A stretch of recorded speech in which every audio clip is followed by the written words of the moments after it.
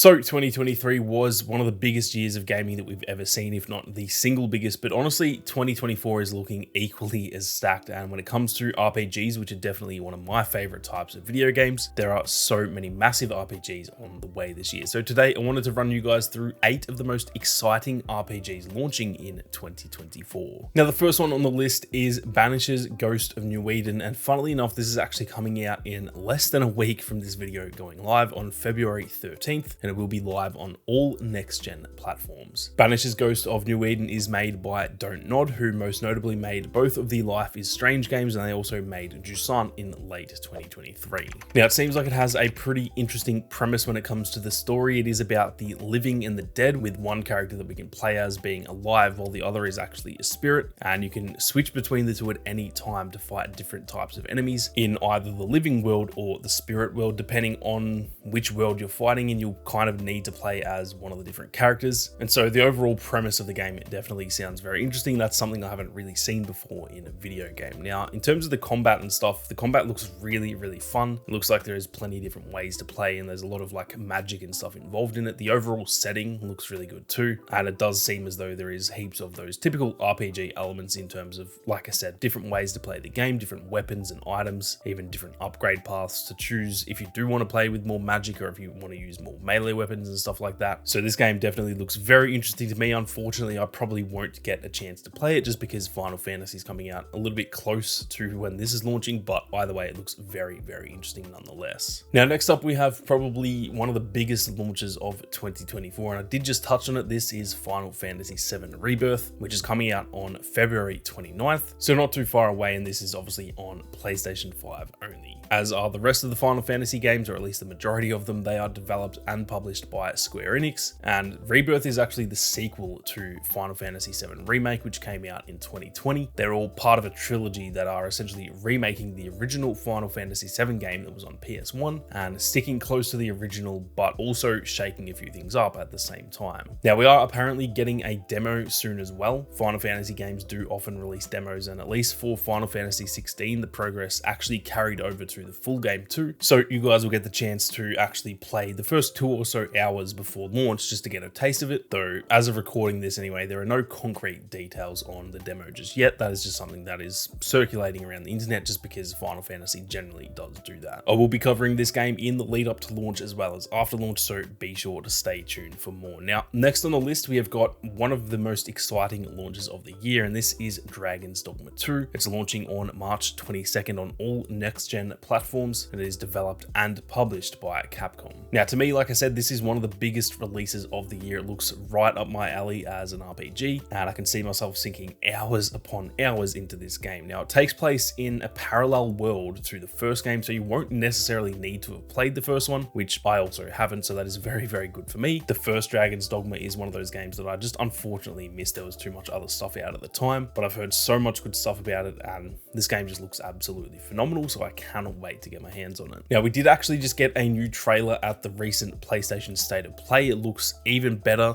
as we get more info. The game sees us actually taking control of a player called the Arisen, and we'll be able to choose our own class, otherwise known in this game as a vocation. A few examples of those being an archer or a ranger, a trickster, or a mystic spearhand. So it seems there'll be plenty of ways to play the game, and I'm very, very keen for that. That is always one of my favorite elements of any RPG, is choosing your class, and I know I'll be sinking hours upon hours into literally just creating my character before I even get started on the story. Now, we do also get AI teammates with us that we can't actually control, but we can sort of tell them what to do in order to aid in our own combat. So that is also a really cool touch to it. And they've also said the map is 4 times larger than the first game. So expect to see an awesome, massive open world in this one. Like I said, I absolutely cannot wait. Now, just like Final Fantasy VII Rebirth, I will be covering Dragon's Dogma here on the channel. So if you are new to the channel, be sure to hit that subscribe button and turn on those notifications. There is going to be plenty of content coming up on those 2 games, as well as plenty of other games in this video too, so make sure you don't miss out. Now, next on the list, we have a game called Rise of the Ronin that I'm sure a lot of you guys have heard of. This is actually launching on March 22nd as well, the same day as Dragon's Dogma 2, but this is a PlayStation 5 exclusive, so it does have a little bit of competition. For me personally, I'm a lot more interested in Dragon's Dogma 2, but this game does look very, very fun nonetheless. Now, this game is made by Team Ninja, who made made the Nioh games as well as Wolong Fallen Dynasty in 2023. The game is set in a 19th century war-torn Japan and is described as a combat-focused open-world action RPG, so plenty of different elements going into it there. The combat looks really solid for this game. It does give me a lot of Ghost of Tsushima vibes based on just the Ronin combat and the fact that it is set in Japan, albeit 500 or 600 years after Ghost of Tsushima takes place. Unfortunately for me, like I said, I probably won't be able to play this one purely because it's the same day as Dragon's Dogma 2, and that game just interests me a little bit more than this one. Plus, I will be, like I said, focusing on Dragon's Dogma on the channel. So unfortunately, I probably won't be able to play Rise of the Ronin, but if it does get some really good review scores, I'm sure I'll come around to it probably in the next month or so after launch, because it does look very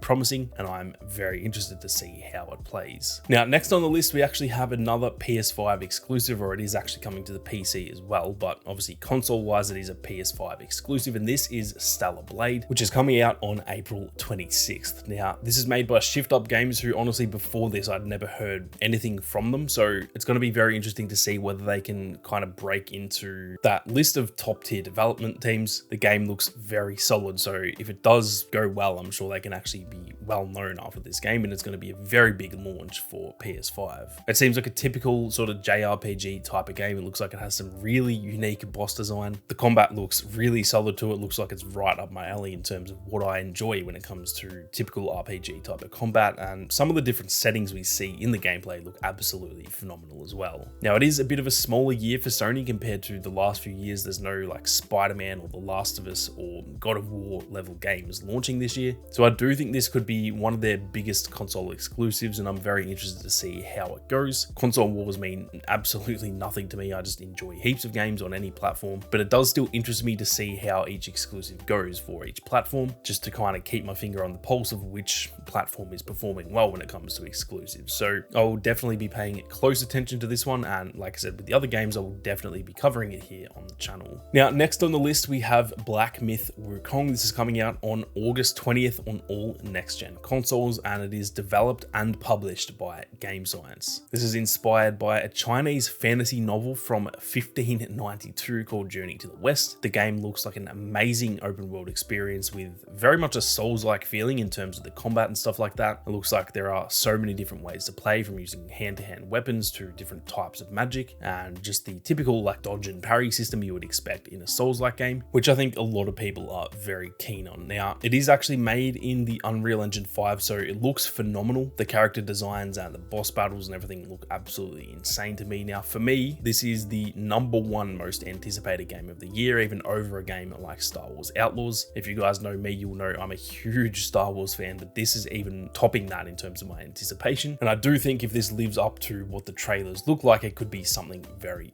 special. Now, the only concern I have though in terms of the developers, they've only ever made 2 other games, and both of those were mobile games. I think they were maybe available on the PC too, but they were primarily mobile games. So it is strange to think a team who's made only 2 mobile games could just come out of nowhere and make this absolutely insane sort of Elden Ring type of game. So I do definitely have a few concerns in that area, but like I said, if it lives up to what it looks like, my god, this game is going to be absolutely mental, and I cannot wait to get my hands on it. Now, next on the list, we have a game called Avowed. The only date so far for this game is fall 2024, so that is probably going to be sometime after September, and it is only available on the Xbox Series consoles and the PC, plus it is actually free day one on Game Pass, which is pretty exciting. Now, this game is made by Obsidian, who are very well known for The Outer Worlds, South Park, The Stick of Truth, and one of my personal favorite games of all time, Fallout New Vegas, one of the absolute best RPG games in history, if you ask me. Now, The Outer Worlds was described as Obsidian's own take on the Fallout franchise, as obviously Bethesda kind of created the majority of the Fallout games, yet with New Vegas being probably the fan favorite, Obsidian wanted to make their own IP with a similar sort of style after the success of New Vegas. This one kind of seems like exactly that same thing, but for Elder Scrolls. We know Bethesda and Obsidian have a great partnership together, having worked on Fallout together, and they're obviously now both owned by Microsoft. It seems like this is almost the same sort of deal between Bethesda and Microsoft, kind of giving Obsidian the keys to a game like Skyrim and making them turn it into their own IP. The combat looks super fun, the game looks absolutely beautiful, and I have a lot of faith in Obsidian when it comes to making RPGs. So I think this is going to be a really solid game, but as we all know, when it comes to Xbox exclusives, we do have to just wait and see, because because the last 5 or so years, probably the last 10 years at this point, they have not been that kind to Xbox, and so hopefully this is one of the games that can turn that around. Now, last but definitely not least, we have a game called Chrono Odyssey. Now, this one is actually not confirmed for 2024, which is why I left it for the end. It was shown off though 9 months ago now at one of the PlayStation showcases, so it's definitely got potential to launch in 2024, but it could just as easily be 2025 or beyond. So yeah, just keep that in mind. Even though this is a video for games coming out this year, there is no confirmation of that. It is just seeming like that was initially going to be the case when we saw that first showcase of the game. Now, this game will be on all next-gen consoles. It is being made by NPixel, who I've actually never heard of before, but just like with Black Myth Wukong, this dev team has only made 1 or 2 mobile games in the past, so again, I'm very skeptical that it is going to be as good as it actually looks. This one is actually an open world MMORPG, meaning that it is obviously an online experience rather than a single player game, which of course does have its drawbacks, but it looks so good that I think I'm definitely going to give it a try, even though I'm actually not much of an MMO guy myself. This sequence of shots that you guys can see here on screen look as good as any game that I've ever seen. To be honest, the different characters walking through different biomes and stuff, it just looks absolutely insane. And again, I'm kind of skeptical it will actually live up to that quality, but hell, if it does, I think we are in for an absolute banger. Now, the last one for this video, even though I just said that was the last one, this is actually a bit of a bonus because this is the Elden Ring Shadow of the Erdtree DLC. So obviously this isn't an entire game in itself, it is just a DLC for Elden Ring, but realistically I just couldn't make a video about the best RPGs of 2024 when realistically this will be the best of the lot, even though it is just a DLC. Now, there are rumors swirling around over the last few months that it will be coming out very, very soon. There's been updates to Steam and stuff that kind of points at this DLC being very, very close to launching. Like I said, I don't really care that this is a DLC. I think this will probably be better than everything else that I listed here, and I cannot wait for this. Elden Ring is one of my favorite games of all time. I think that game was absolutely phenomenal, and regardless what other plans I have for content on the channel, as soon as Elden Ring Shadow of the Erdtree launches, I'll be buying that day one, and you can expect to see content right here on the channel covering that game essentially as long as I can, because it is one of my favorite games of all time. So that is just a little bonus for you guys. Keep your eyes peeled for that, because I think that will be one of the biggest launches of the year, even with it just being a DLC, kind of similar to Cyberpunk Phantom Liberty, where that got a lot of praise to where it was almost like a brand new game. But that is it for some of the best RPGs that are on their way in 2024. Let me know which one you guys are most excited for. I'm going to be covering as many of these as possible, so as always, stay tuned for plenty more content on the channel. But with that being said, thank you all very much for watching. You guys have a great day, and I'll catch you all in the next one.